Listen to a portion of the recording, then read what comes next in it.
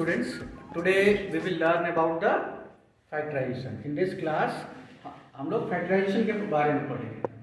Generally होता यह है कि आप क्वेश्चंस तो बना लेते हैं, लेकिन फैक्टराइजेशन है क्या, फैक्टराइजेशन क्यों करते हैं, ये पता नहीं होता. तो सबसे पहले हम टॉपिक को समझेंगे, फैक्टराइजेशन है क्या. समझ में आया? देखिए यहाँ वर्ड क्या लिखा हुआ है, फैक्टराइजेशन, यानी प्रोसेस ऑफ मेकिंग फैक्टर्स. अच्छा, कोई बता सकता है कि आप फैक्टर्स के बारे में पहले और कभी सुने? अलजेब्रा को छोड़ के कभी पहले सुने हैं? हाँ. कब? जब आप एलसीएम एचसीएफ निकालते थे तो उसमें प्राइम फैक्टराइजेशन करते थे, याद है?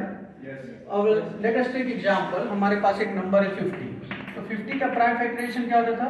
2 × 5 × 5, ऐसा कुछ होता था, याद है?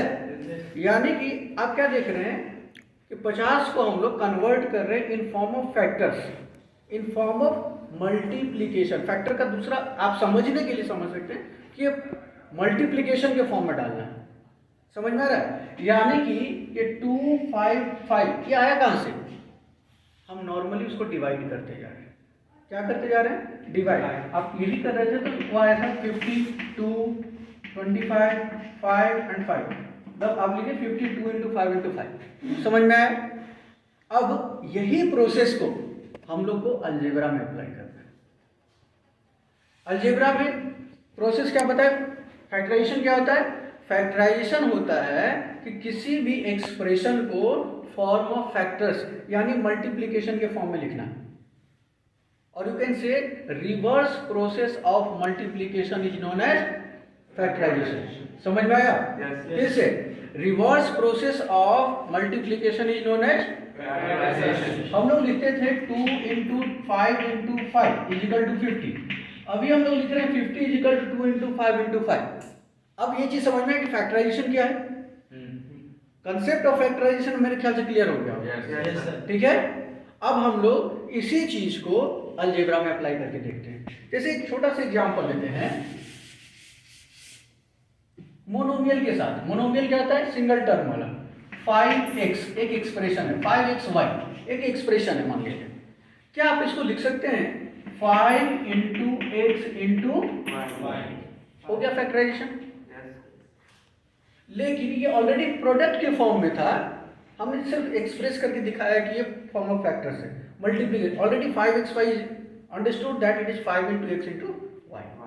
तो प्रॉब्लम कहाँ है? प्रॉब्लम वहां है जब दो एक्सप्रेशन या तो एडिशन के फॉर्म में है या सब्ट्रैक्शन के फॉर्म. जैसे अगर हम कहें 2x + 10y, अब बताओ 2x और 10y में कोई चीज कॉमन है? क्या कॉमन है? 2. तो हम लोग लिखिए 2. यहां से 2 हम बाहर निकाल चुके हैं. क्या बचा? x plus 2 5 5y. अब बताइए, ये एक एक्सप्रेशन हो गया, ये दूसरा एक्सप्रेशन है, और दोनों का फैक्टर यानी दोनों का मल्टीप्लिकेशन. ये क्या हो रहा है ब्रैकेट के अंदर? मल्टीप्लिकेशन. तो ये क्या प्रोसेस हो गया? फैक्टराइजेशन.